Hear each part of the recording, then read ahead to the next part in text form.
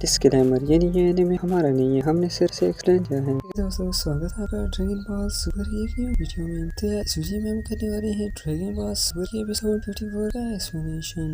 Video शुरू करने से पहले अगर आपने इससे पहले की एपिसोड नहीं देखी तो जल्दी से जाकर देख लें, लिंक मैंने डिस्क्रिप्शन में दे दिया है। फ्रेंड्स, बिना टाइम वेस्ट किए वीडियो शुरू करते हैं। पिछले एपिसोड में हमने देखा ट्रंक्स गोहान के घर क्या होता है और इसी बीच गोकू, बीस और बीरेस यूनिवर्स 10 में चले जाते हैं क्योंकि बीरेस के अकॉर्डिंग समासु की एनर्जी ब्लैक एनर्जी के सिमिलर होती है। आगे एपिसोड के शुरू में हम देखते हैं कि समासु ये देख कर काफी ज्यादा इम्प्रेस होता है कि एक ऐसा मॉडल है जो कि फ्रैंकली जहाँ ट्रेवल कर रहा है, वो भी डिस्ट्रॉयर गॉड के साथ। तभी गोकू उसके मसल्स देखने लगता है कि ये सच में इतना पावरफुल है भी या नहीं, और जजमेंट के बाद बताता है समासु को कि कम से कम उसके मसल्स हमारे स्प्रिंग का ऐसे तो बेहतर ही है। लेकिन समासु तो गुस्से में पागल हो रहा होता है और गोकू अपने से दूर रहने को कहता है और बोलता है तुम्हारी हिम्मत भी कैसी हुई एक गॉड को टच करने की। और तभी कावासु उसे रोक देता है क्योंकि उसे डर होता है कि कहीं ये वो गोकू का मर्डर ही ना कर दे। एंड वो वीरस और से पूछता है कि उनके यहाँ आने की कोई न कोई खास वजह तो होगी। तो वीरस बताने वाला होता है कि वो ब्लैक की टाइम रिंग की मिस्ट्री सुलझाने आए हैं, लेकिन उससे पहले गोकू ही बोलता है और अपने स्ट्रेट फॉरवर्ड नेचर का यूज करते हुए बोलता है कि वो सिर्फ यहाँ समासु के साथ फाइट करने के लिए आया है और फाइट के लिए मनाने लगता है समासु को। लेकिन समासु को गुस्सा तो बढ़ता ही जा रहा होता है गोकू के हर एक एक्शन से। वो बोलता है आज तक किसी मॉडल की हिम्मत भी नहीं हुई को स्विम फाइट से बात तक कर पाए और तुम्हारी इतनी हिम्मत के फाइट के लिए चैलेंज कर रहे हो। लेकिन गोकू तब भी छोटे बच्चों की तरह विनती करता रहता है और अब ये भी बताने वाला होता है कि अगर उसने फाइट नहीं की तो फिर उसकी इवल शक्ति कैसे सेंस कर पाएंगे। तो फिर उसको रियलाइज हो जाता है कि गोकू क्या बोलने वाला है, तो उसके बोलने से पहले ही उसे कान से उठाकर फेंक देता है पीछे की तरफ। तो वो उधर से चलाते हुए बोलता है ये बहुत ही गलत है फिर आपने ही तो बोला था ऐसा करने को। दोनों का इस हैरानी से गोकू की तरफ देखने लगते हैं। तो फिर बोलता है कि वो उस बेवकूफी बातों पर ध्यान न दें और फिर से बोलता है हिस्ट्री के बारे में बताने का। तो फिर बताते हैं कि 2 दिन पहले उनके यूनिवर्स में फीचर से एक बंदा आया था, उसके पास यूनिवर्स 10 की टाइम रिंग और सुप्रीम का एक एयर रिंग थी। समासु तो टाइम रिंग का सुनते ही हैरान हो जाता है क्योंकि अब तक उसे पता ही नहीं होता कि टाइम रिंग नामी चीज भी कोई होती है। और ये बात विस भी नोट कर लेता है कि इसे तो मालूम ही नहीं कि टाइम रिंग है क्या। जबकि वो उसे बताता है कि ये तो नामुमकिन है, उनकी टाइम रिंग तो सेफ कंडीशन में सुप्रीम का के पेरिस में मौजूद है। तो अब बीरस गोकू की तरफ इशारा करते हुए बोलता है कि वो मिस्ट्री मैन दिखता भी सेम इस बेवकूफ की तरह है, क्या ऐसा कोई बनता है तुम्हारे यूनिवर्स में। गोकू के बोलने से पहले ही गोकू फिर से टपक पड़ता है उनके बीच में और बोलता है समासु को ये स्कैरी गाय, तुम तो मेरे दोस्त वेजिटा से भी ज्यादा एटीट्यूड दिखा रहे हो, अब मान भी जाओ। समासु कंफ्यूज हो जाता है कि वो करे तो क्या करे, ये तो हाथ धो के ही पीछे पड़ गया है। लेकिन कावासु गोकू को इग्नोर करते हुए बीरस की बात का रिप्लाई करता है कि उनके यूनिवर्स में अब तो कोई भी ऐसा बंदा नहीं जो एग्जैक्टली इस जैसा दिखता हो। तो बीरस गोकू को साइड करते हुए बोलता है कि वो अभी टाइम रिंग देखना चाहते हैं कि वो सेव है या नहीं। कावासु मान जाता है कि वो भी दिखाते हैं। टेंस सीन चेंज हो जाता है जिसमें हमें काइस का पैलेस दिखाया जाता है जहाँ विस और बीरस बाहर ही वेट कर रहे होते हैं कावासु और समासु का। गोकू को इस बात का नहीं पता होता कि समासु भी अंदर ही गया है कावासु के साथ। तो वो इस अंदाज से जहाँ ढूंढ रहा होता है समासु के कहाँ छुप गया वो,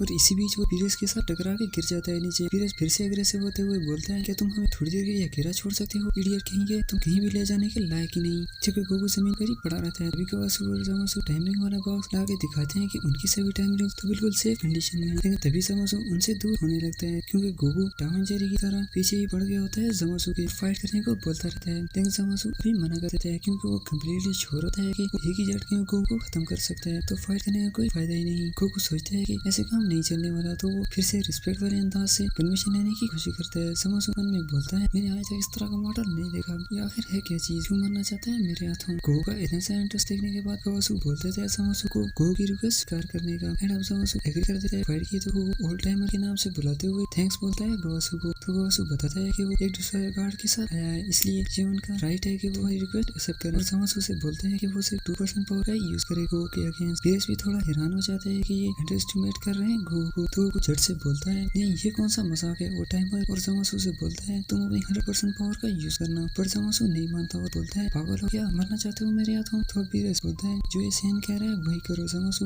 बिल्कुल भी होल्ड मत करना। कावासु चौंकते हुए बोलता है बीरस से कि क्या वो गुस्से है गोकू के ऊपर, इसे तो वो मर जाएगा। तो बीरस बोलता है गोकू को तो कुछ नहीं होने वाला, लेकिन अगर समासु ने होल्ड करा तो वो कंफर्म मर जाएगा। एंड ये सब सुन के समासु भी चौंक जाता है। हमें बुलमा दिखाया जाता है जहाँ अब शाम हुई होती है। वो क्रेन एंड ट्रंक्स गोहान के बारे में बात कर रहे होते हैं। तभी ट्रंक्स बोलता है ये क्रेन तुम भी पहले से काफी ज्यादा वीक लग रही हो गोहान की तरह, क्या तुमने भी शादी कर ली। क्रेन बोलता है हाँ बिल्कुल। तो ट्रंक्स पूछता है कि उसकी वाइफ कौन है, मैरन तो नहीं। क्रेन बताने से पहले ही काफी ज्यादा हेजिटेट हो जाता है कि वो कैसे बताए कि उसने एंड्रॉइड के साथ शादी की है। ट्रंक्स फिर से पूछता है बट क्रंच भी नहीं बोल पा रहा होता और तभी वो एंड्रॉइड 18 ही आ जाती है क्रेन के लिए कि उसे फिक्र हो रही थी कि वो अब तक घर क्यों नहीं आया। जबकि ट्रंक्स 18 को देखते ही रेडी हो जाता है एक बार फिर से 18 को मारने के लिए। तभी क्रेन जल्दी से सब कुछ समझाता है ट्रंक्स को। तो ट्रंक्स ये सब सुनते ही शॉक हो जाता है कि आखिर ये कैसे मुमकिन हो सकता है। और अपने एंड्रॉइड 18 आके ट्रंक्स से बोलती है, मैंने सुना है कि तुमने मेरे फ्यूचर क्रेन को मार डाला, कमांडी सैम, मैं अब उसका रिवेंज लेकर रहूंगी। तो ट्रंक्स बोलता है कि अगर वो भी फ्यूचर 17 और 18 जैसा बिहेव करेगी लोगों के साथ तो वो उसको भी ऊपर भेज देगा। तो 18 बोलती है, मुझे नहीं लगता कि तुम अब ऐसा कर पाओगे बच्चे, क्योंकि अब मैं तुम्हारे सुपर सैयन 2 से भी ज्यादा ताकतवर हूँ। एंड ये सुनकर ट्रंक्स थोड़ा सा डर जाता है, लेकिन तभी 18 कहती है कि वो तो सिर्फ मजाक कर रही थी।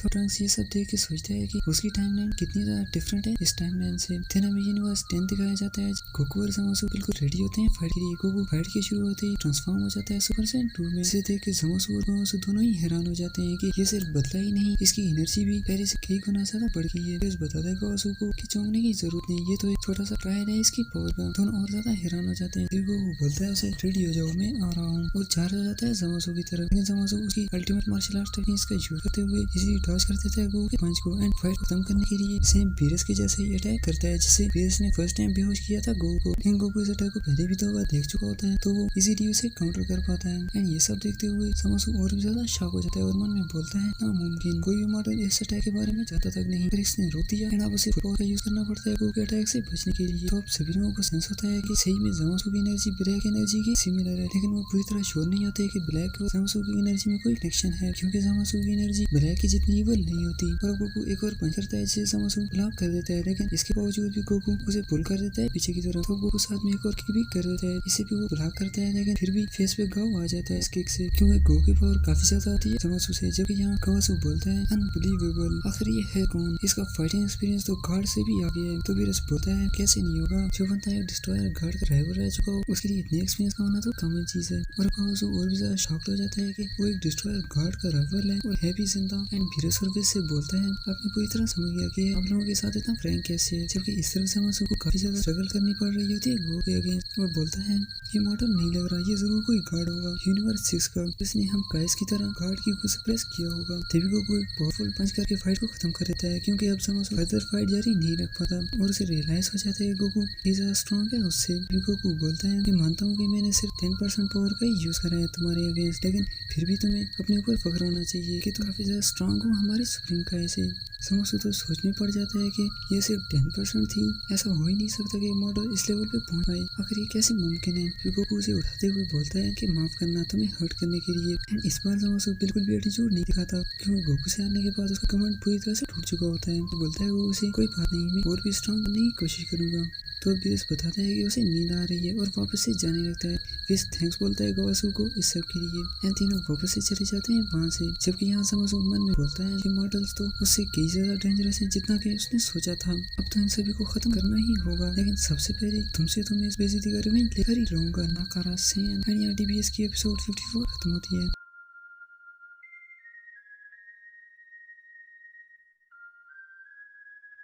कैसी लगी कमेंट्स में जरूर बताना। लाइक, शेयर और चैनल को सब्सक्राइब करना भी मत भूलिएगा, क्योंकि इससे जब भी मैं न्यू वीडियो डालूंगा आपको नोटिफिकेशन मिल जाएगा। मिलते हैं नेक्स्ट वीडियो में, तब तक के लिए टेक केयर।